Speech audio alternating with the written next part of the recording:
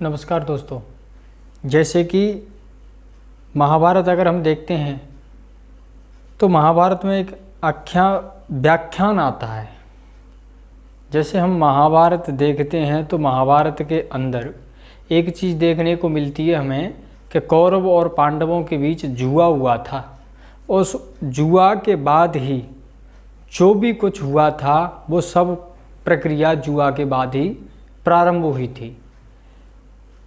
जिस समय पर दोनों में जुआ हुआ था तो जुआ में पांडव सब कुछ कौरवों के लिए हार चुके थे और उसके बाद उन्हें फिर वन वन घूमना पड़ा। 12 वर्ष के लिए वनवास हुआ और 1 वर्ष का अज्ञातवास हुआ और इसके बाद फिर कुरुक्षेत्र के मैदान में दोनों आमने सामने खड़े हुए थे।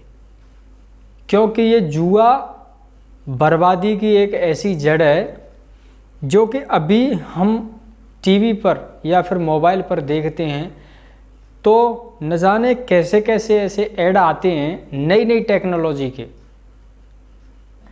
आप फलाना ऐप डाउनलोड करिए, इसमें आप कोई भी रमी खेलिए, आप इसमें ये खेलिए, 3 पत्ती खेलिए। मतलब ये है कि वही जो जुआ, जिस जुआ की वजह से द्वापर युग में महासंग्राम हुआ था एक ही परिवार के बीच में, कौरव और पांडवों के बीच में, उस जुआ की वजह से ही महायुद्ध हुआ था, धर्म युद्ध हुआ था। और वही इस युग में अब जो प्रेजेंट में देखने के लिए केवल और केवल यही लालच मिलता है। मैंने 1 करोड़ रुपए जीता है, मैंने 2 करोड़ रुपए जीता है, मैंने इतना जीता है, इसने इतना जीता है। लेकिन वो चीज़ नहीं दिखाते हैं कि ये कितनी खतरनाक बीमारी है जुआ की, कि जुआ खेला जाता है। शास्त्र, ग्रंथ और इतिहास ये हमें यही शिक्षा देते हैं कि जो इतिहास में भूल हुई है उस भूल को हम दोबारा नहीं दोहराएं। लेकिन टीवी पर, टेलीविज़न पर, मोबाइल पर ज़्यादा से ज़्यादा यही प्रचार आता है।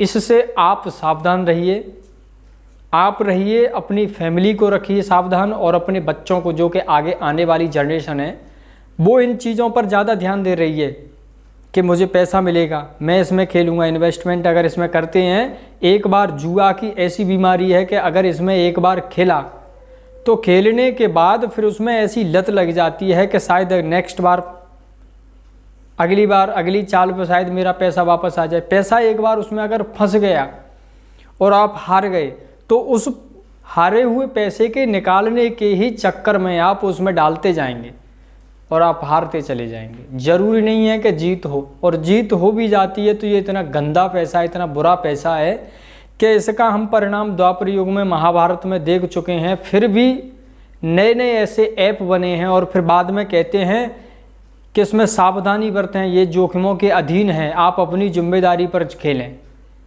ये फॉर्मेलिटी पूरी करने के लिए बोलते हैं, लेकिन सतर्क हमें रहना है।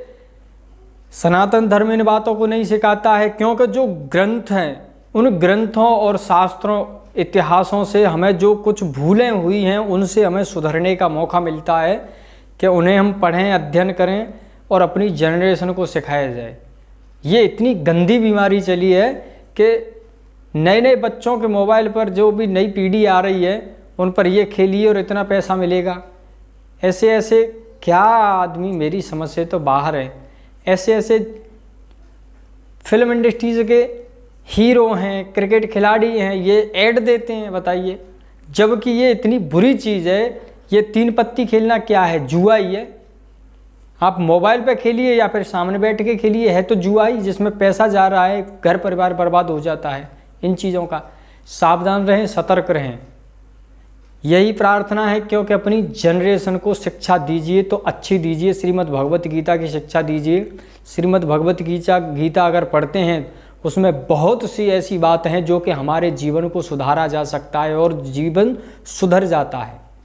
ग्रंथों को पढ़िए, इतिहास को पढ़ाइए। इतिहास को अगर पढ़ते हैं, ग्रंथों को पढ़ते हैं तो जो भूलें हुई हैं वही रिपीट अभी चली आ रही हैं लौट करके, वही भूलें कराने की कोशिश हो रही है। शिक्षा पद्धति बदल गई, वेशभूषा बदल गया, दिनचर्या बदल गई। मतलब ये है, आदमी शरीर से आज़ाद है लेकिन मानसिक गुलामी नहीं जाएगी। इसलिए अपनी जो आगे आने वाली जनरेशन है, आगे आने वाली जो पीढ़ी है, उसको सतर्क ज़रूर रखें। नमस्कार, जय हिंद, जय भारत।